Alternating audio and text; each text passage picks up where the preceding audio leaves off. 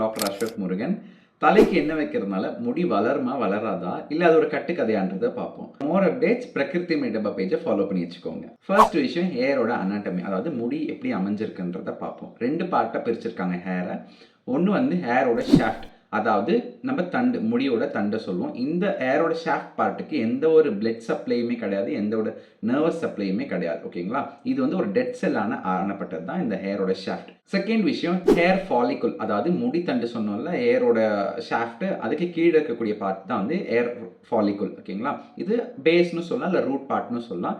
இந்த இடத்து வந்துட்டு பார்த்தோம்னா இதுக்கு பிளட் சர்க்குலேஷனும் உண்டு, நர்வ் சப்ளையும் இருக்கும், செபேஷியஸ் கிளாண்டுமே உண்டு. ஓகேங்களா, இந்த செபேஷியஸ் கிளாண்ட் தான் வந்துட்டு நேச்சுரல் சீபம் செக்ரெட் பண்ணி ஒரு ஆயில் வந்து ரிலீஸ் பண்ணி அது வந்து லூப்ரிகண்டாகவும் ஹெல்ப் பண்ணுது, ப்ரொடெக்ஷனுக்கும் ஹெல்ப் பண்ணுது. ஓகே, அண்ட் இந்த பார்ட், அதாவது ஃபாலிகுல் பார்ட் வந்துட்டு ஒரு லிவிங் ஸ்ட்ரக்சர் பார்ட் தான்.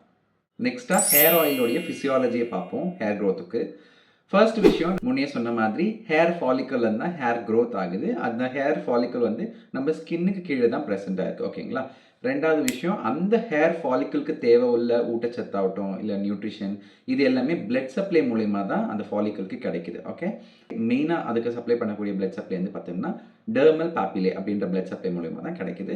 மூணாவது விஷயமா எந்த ஒரு எக்ஸ்டர்னல் அப்ளிகேஷனோ இல்லை எக்ஸ்டர்னல் ஆயில் அப்ளிகேஷனோ வந்துட்டு அந்த ஹேர் க்ரோத்தை ப்ரொமோட் பண்ணாது. பிகாஸ் அந்த ஹேர் ஃபாலிக்கலுக்கு இது போயிட்டு ஊட்டச்சத்தை கொடுக்காது டைரெக்டாக, ஒன்லி பிளட் சப்ளை மட்டும்தான் கொடுக்கும்.